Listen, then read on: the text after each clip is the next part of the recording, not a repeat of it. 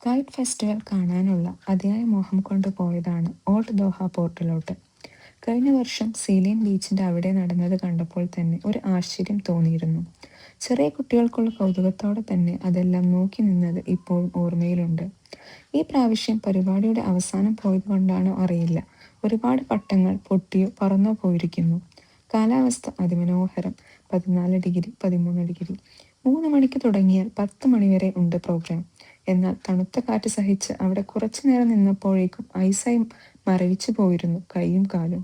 തണുപ്പും കാറ്റും ഒരു പനി പിടിപ്പിക്കുന്ന കോമ്പിനേഷനാണ് എന്ന് മനസ്സിലാക്കിയത് കൊണ്ട് തന്നെ അവിടെ ബാക്കിയുണ്ടായിരുന്ന പട്ടങ്ങൾ പറക്കുന്നത് കണ്ട് ആത്മസംതൃപ്തിയോടെ ഞങ്ങൾ മടങ്ങാൻ ഒരുങ്ങി.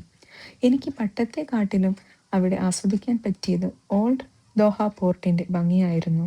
പട്ടം ഇല്ലെങ്കിൽ എന്താ, ഓൾഡ് ദോഹ പോർട്ട് ഇല്ലേ എന്ന് സ്വയം ചോദിച്ചുകൊണ്ട് കുറച്ചു നേരം അവിടെ അതിന്റെ ഭംഗി ആസ്വദിച്ച് അങ്ങോട്ട് നിന്നു.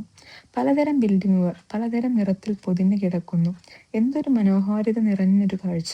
എത്ര കണ്ടാലും എന്നും ഒരു പുതുമ തോന്നിക്കുന്നു. പ്രകൃതിയെ ആസ്വദിക്കുന്ന പോലെ തന്നെ കെട്ടിടങ്ങളെയും ആസ്വദിക്കാൻ പഠിച്ചിരിക്കുന്നു.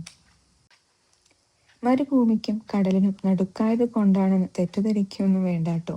ഇവിടെ ആവശ്യത്തിനുള്ള മരങ്ങളും ചെടികളും ഗവൺമെന്റ് നട്ടുപിടിപ്പിക്കുന്നുണ്ട്. അതിലും ഉണ്ടൊരു ഭംഗി. ആർട്ടിഫിഷ്യൽ ആണെങ്കിലും ചേരുന്നുണ്ട് ഇവിടുത്തെ മണ്ണിന്.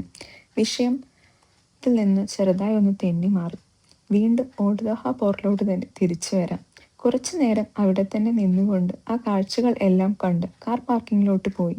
പിന്നീട് തിരിച്ച് വീട്ടിലോട്ട് വരുന്ന വഴിക്കും ഈ വർഷത്തെയും കഴിഞ്ഞ വർഷത്തെയും കൈറ്റ് ഫെസ്റ്റിവലിന്റെ ഒരു ചർച്ച. പ്രതീക്ഷിച്ച് അത്രക്കില്ലായിരുന്നു എന്ന് അവസാനം മുദ്രകുത്തി. വീട്ടിലെത്തിയതും ഒന്ന് കൈറ്റ് ഫെസ്റ്റിവൽ 2026 എന്ന് സെർച്ച് ചെയ്തപ്പോഴാണ് ഞാൻ നേരത്തെ പറഞ്ഞ പൊട്ടിയതും പറന്നതുമായ പട്ടങ്ങളെ, അതായത് ഡിഫറെൻറ്റ് വെറൈറ്റീസ് ഓഫ് കൈറ്റ്സിനെ ഞാൻ കാണുന്നത്.